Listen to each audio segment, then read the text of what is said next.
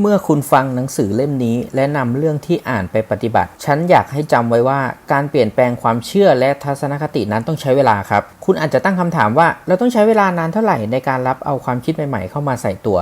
ขอตอบว่าเรื่องนี้ขึ้นอยู่กับแต่ละคนครับดังนั้นอย่าพยายามสร้างข้อจำกัดหรือว่ากำหนดในการพัฒนาตัวเองนะครับกำหนดเวลาอะไรแบบนี้ขอเพียงทำให้ดีที่สุดเท่าที่จะทำได้ก็พอครับ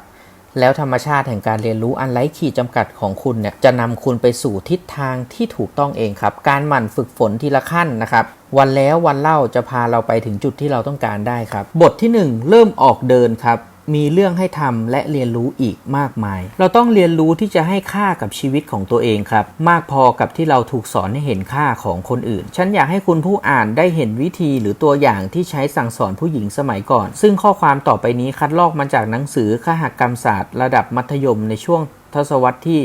1950 ครับเตรียมอาหารเย็นให้พร้อมต้องวางแผนจัดการอาหารเลิศรสนะครับให้ตรงเวลาแม้ว่าต้องเตรียมคิดไว้ตั้งแต่คืนก่อนก็ตามเพื่อแสดงให้สามีรู้ว่าคุณนึกถึงและเป็นห่วงเป็นใยความต้องการของพวกเขาตลอดเวลาผู้ชายส่วนมากมักกลับมาถึงบ้านด้วยความหิวและคาดหวังว่าจะมีอาหารดีๆรอต้อนรับเขาอย่างอบอุ่นเตรียมแต่งตัวคอยครับเผื่อเวลา15นาทีสำหรับพักผ่อนก่อนสามีจะกลับมา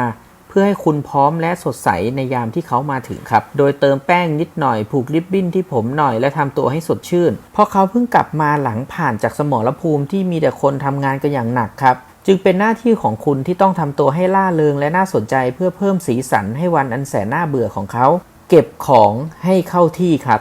เดินสำรวจให้ทั่วห้องของบ้านก่อนสามีจะกลับมาถึงครับเก็บหนังสือเรียนของเล่นกระดาษและของต่างๆให้เรียบร้อยจากนั้นเช็ดโต๊ะให้เอี่ยมเพื่อให้เขารู้สึกราวกับว่าได้กลับมาถึงที่พักอันแสนสงบเรียบร้อยแถมยังช่วยคุณรู้สึกดีตามไปด้วยแต่งตัวให้ลูกๆครับใช้เวลา 2-3 นาทีล้างมือล้างหน้าให้ลูกๆถ้าพวกเขายังเล็กอยู่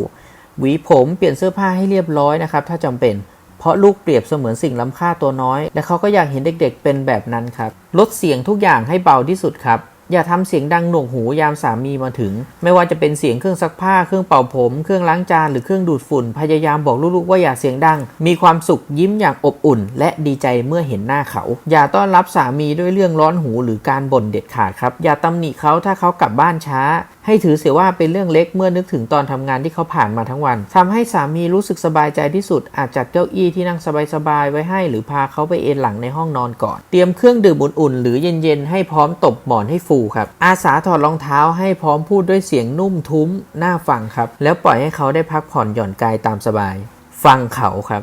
แม้ว่าจะมีเรื่องมากมายอยากเล่าให้สามีฟังก็ต้องเก็บเอาไว้เพราะเวลาที่เขาเพิ่งกลับมาถึงบ้านนั้นแม้ว่าจะมีเรื่องมากมายอยากเล่าให้สามีฟังแต่ก็ต้องเก็บไว้เพราะว่าเวลาที่เขาเพิ่งกลับมาถึงบ้านเราต้องปล่อยให้เขาพูดก่อนอย่าบ่นถ้าสามีไม่พาคุณออกไปกินอาหารเย็นนอกบ้านหรือพาไปเที่ยวบ้างพยายามเข้าใจโลกแห่งความกดดันและความตึงเครียดของเขาเพราะคุณผู้ชายต้องการปล่อยตัวตามสบายและผ่อนคลายที่สุดเวลาอยู่บ้านคำแนะนำข้างต้นก็ไม่ได้ผิดถ้านั่นคือสิ่งที่คุณอยากทำแต่หญิงสาวทุกคนเกือบสมัยนั้นนะครับถูกอบรมให้ทุ่มเทเวลาทั้งหมดเพื่อตัวเองไปปฏิบัติสามีครับนี่คือวิธีที่ลูกผู้หญิงที่ดีพึงปฏิบัติซึ่งการทำแบบนี้ถือเป็นเรื่องดีมากสำหรับผู้ชายแต่ไม่ใช่สำหรับผู้หญิงทุกคนผู้หญิงยุคปัจจุบันต้องหันกลับมาทบทวนชีวิตตัวเองอีกครั้งเราสร้างตัวตนใหม่ได้จากการเรียนรู้ที่จะตั้งข้อสงสัยกับทุกสิ่งแม้ว่าสิ่งนั้นจะเป็นเรื่องในชีวิตประจำวันก็ตามเช่นการทำอาหารทำความสะอาดเลี้ยงเด็กสาสางธุระขับรถนี่เป็นงานที่ทำกันจนเป็นกิจวัตรครับถึงเวลาพิจารณางานเหล่านี้ใหม่เสร็จแล้วเราอยากใช้ชีวิตที่เหลือในแบบ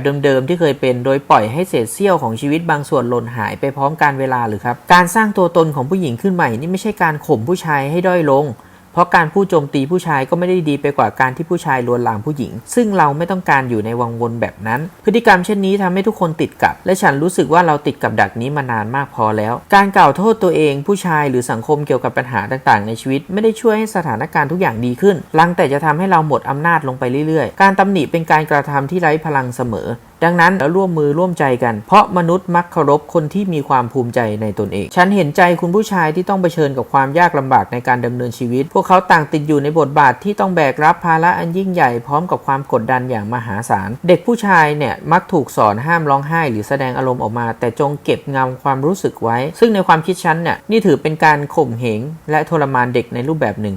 จึงไม่แปลกที่พวกเขามักจะแสดงความโกรธออกมาอย่างรุนแรงเมื่อเป็นผู้ใหญ่ยิ่งไปกว่านั้นผู้ชายส่วนใหญ่มักเศร้าเสียใจกับความสัมพันธ์อันห่างเหินระหว่างเขากับผู้ที่ได้ชื่อว่าเป็นพ่อเมื่ออยู่ในที่ปลอดคนและปลอดภัยให้เขาเล่าถึงความสัมพันธ์ดังกล่าวและคุณจะได้เห็นน้ำตาลูกผู้ชายที่ถูกซ่อนเอาไว้ในส่วนลึกของจิตใจนั่นเป็นเพราะพวกเขาอยากมีช่วงวัยเด็กต่างจากที่ผ่านมาครับและอยากได้ยินคำที่บอกว่าเขาเป็นที่รักและมีค่าเพียงใดวัฒนธรรมในสมัยก่อนปลูกฝังและล้างสมองให้ผู้หญิงเชื่อว่าการเป็นคนดีต้องเริ่มจากการให้ความสำคัญและตอบสนองความต้องการของผู้อื่นก่อนทำให้พวกเธอใช้ชีวิตตามความต้องการของคนอื่นมากกว่าเลือกเป็นในแบบของตนครับผู้หญิงหลายคนจมอยู่กับความไม่พอใจเพราะรู้สึกว่ากำลังถูกบีบบังคับให้ต้องดูแลคนอื่นๆทั้งที่ไม่ใช่ธุระจึงไม่ต้องสงสัยเลยว่าทำไมผู้หญิงมักรู้สึกเหนื่อยล้าโดยเฉพาะคุณแม่ที่ต้องออกไปทำงานนอกบ้านด้วยนะครับเท่ากับว่าเธอทำงานเต็มเวลาถึง2แห่งนั่นคือที่ทำงานและที่บ้านครับเพราะต้องดูแลครอบครัวหลังเลิกงานด้วยการอุทิศตนแบบนี้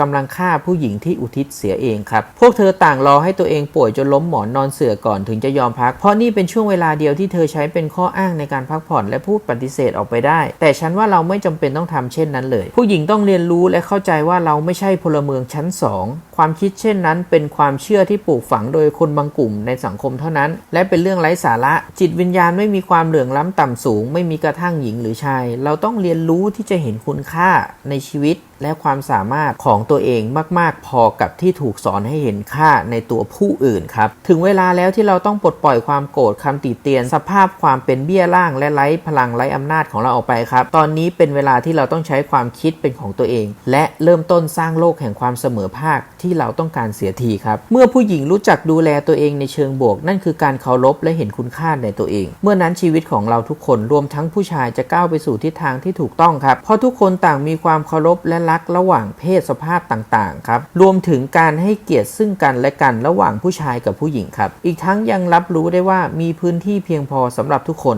ให้เอื้ออำนวยความเจริญรุ่งเรืองแก่กันได้ฉันเชื่อว่าเราสร้างโลกที่ปลอดภัยให้ทุกคนรักกันรวมถึงมีความสุขและเป็นหนึ่งเดียวกันได้เป็นเวลานานแล้วที่ผู้หญิงอยากใช้ชีวิตในแบบของตนเองแม้เดี๋ยวนี้เราจะมีโอกาสเป็นอย่างที่ต้องการได้แต่ในแง่ของกฎหมายระหว่างชายและหญิงที่เราต้องยอมรับในชั้นศาลก็ยังคงมีความไม่เท่าเทียมกันอยู่มากเพราะกฎหมายเขียนขึ้นสำหรับผู้ชายและพูดถึงเพียงเหตุผลที่ผู้ชายควรกระทำเท่านั้นแม้แต่ในกรณีข่มขืนฉันอยากแนะนำให้คุณผู้หญิงทุกท่านเริ่มต้นจากเรื่องพื้นฐานก่อนโดยรณรงค์ให้มีการร่างกฎหมายขึ้นมาใหม่เพื่อเอื้อประโยชน์แก่ทุกเพศอย่างเท่าเทียมเพราะเมื่อผู้หญิงรวมตัวกันผลักดันเรื่องบางอย่างย่อมเกิดพลังมหาศาลขึ้นได้พวกเราต้องตระหนักถึงกลุ่มพลังนี้อยู่เสมอว่ามันสุดยอดแค่ไหนและเคยส่งผลต่อการเปลี่ยนแปลงในอดีตได้อย่างไรในศตวรรษก่อนผู้หญิงรวมกันรณรงค์ขอสิทธิ์ในการออกเสียงเลือกตั้งจนมาถึงวันนี้วันที่พวกเรามีสิทธิ์ลงสมัครคัดเลือกเพื่อเป็นประธานาธิบดีได้แล้วฉันสนับสนุนให้ผู้หญิงลงสมัครรับตำแหน่งทางการเมืองเพราะเราก็เป็นส่วนหนึ่งของการเมื